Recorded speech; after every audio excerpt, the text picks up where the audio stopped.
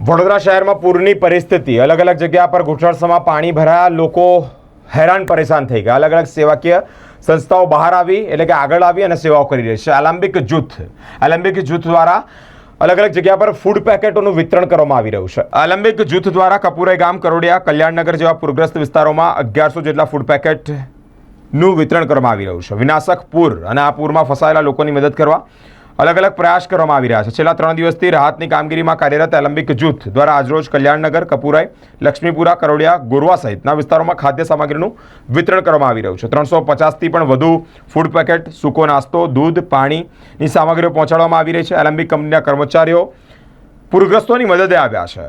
મિત્રો, સૌથી ખરાબ પરિસ્થિતિ કલ્યાણનગર, ફતેગંજ વિસ્તારની, ત્યાં ફૂડ પેકેટ અને અન્ય જરૂરી ચીજવસ્તુઓ મોકલવામાં આવી રહી છે।